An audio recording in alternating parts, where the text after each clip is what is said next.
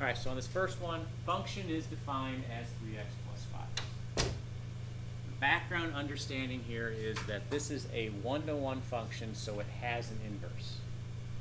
Since we're just getting used to the process right now of trying to find the inverse of a function, you guys don't need to overthink this. You don't need to worry about whether or not the function, is one-to-one or not. We're just concentrating on the process right now. So if I'm going to find an inverse function based on the given function, what I do is I start by appreciating that f of x, the value of the function, when I take some x value and I plug in, that's the same thing as the y value, right? I take an x, I plug in, I get a corresponding y value back. I got something I can work with that I could plot as a point. So y is going to equal 3x plus 5, assuming f of x equals 3x plus 5. So I start with that idea. And then with inverses, I appreciate that the roles that these x's and y's are playing, they switch when I go to the inverse. So for every y that I see, I'm going to replace that with an x. For every x that I see, I'm going to replace that with a y. And then everything else keeps its place. Now when you look at how the function is given in the first place, the function is given so that it's defined in terms of x. So whatever it equals has a lot of x terms in it, right? See, the inverse is also a function. So we want this to be defined in terms of x. That means at this step, we solve for y.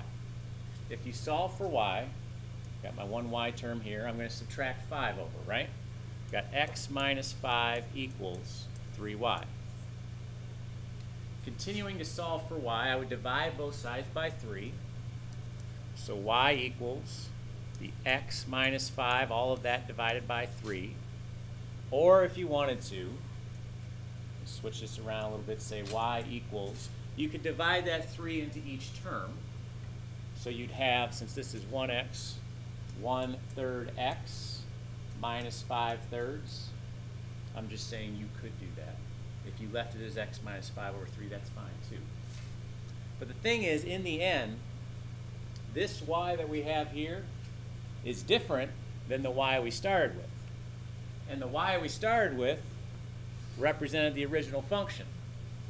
This new y represents the inverse of that function. So that's why I'm noting up here in the directions and why this is so important. You got to make sure you're using the proper notation so we know what we're dealing with here at the end. I would say that my inverse function here for f, so f inverse of x, equals 1/3 x minus 5/3, or it equals x minus 5 over 3.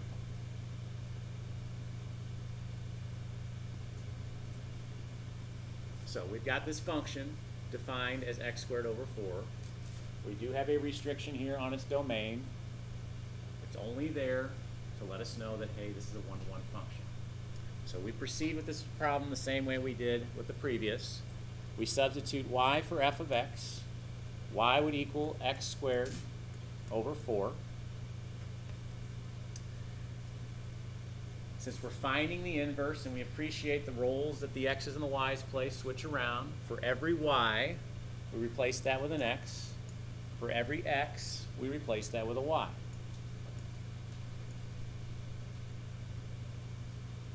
And then since we want a function that's defined in terms of x, we solve for y.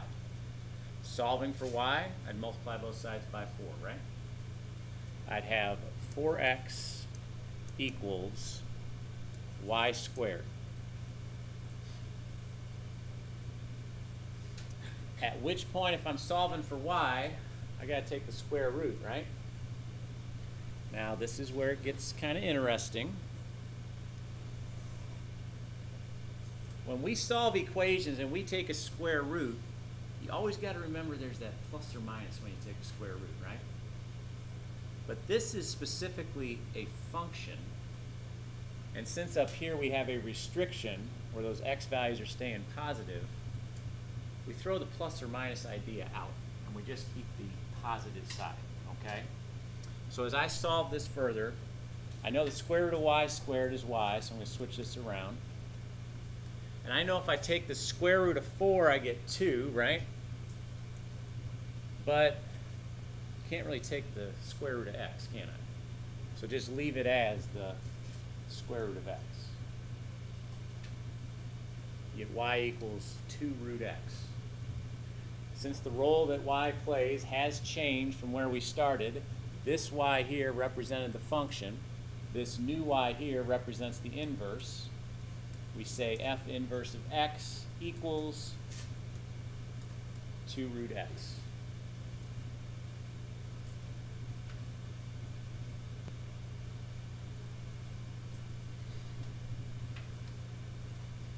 So new function here for f defined is the quantity x plus 2 cubed. Still find the inverse. We're appreciating that function is 1 to 1. So as we started in the previous two problems, f of x. Take it out, put y in.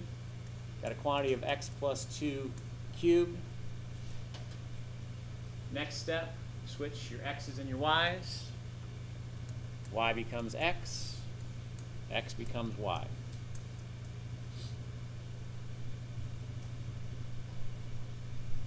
Okay, maybe this is a little more challenging now. We got to solve for y. Y is located in this quantity. So it'd be nice to get that out in the open. How could I get that out in the open? Any ideas?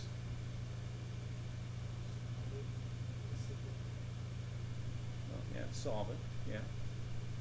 Definitely going that route. Well, since this quantity is being cubed, it'd be real nice to get rid of that cube. Kind of like back here. We had this idea that was squared, right?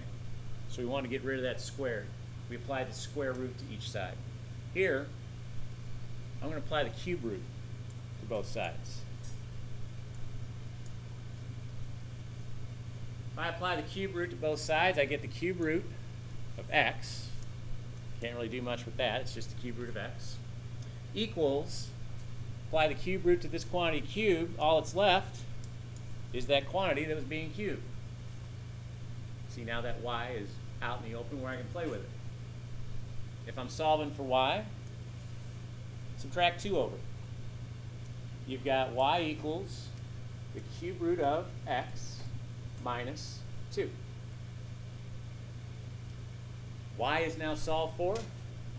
The role that y plays is different than it was over here because over here it was the function. So we note that we just found the inverse by writing f inverse of x equals cube root of x minus 2. All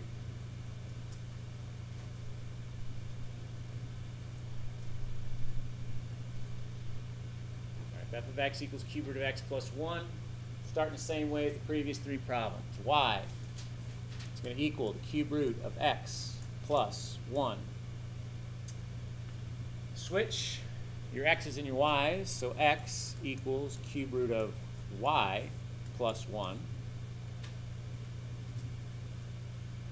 Solving for y, here's my y term, so subtract the 1 over, you've got x minus 1 equals cube root of y. Since it's the cube root of y, and I want to get y out in the open here, so let's solve for, what should I do to both sides? Any thoughts? Cube it. There you go. We're going to cube both sides. Yeah, to cube both sides, that radical disappears from that y, and you've got y equals quantity of x minus 3 cubed. Meaning your inverse function is f inverse of x equals a quantity of x minus 1 cubed.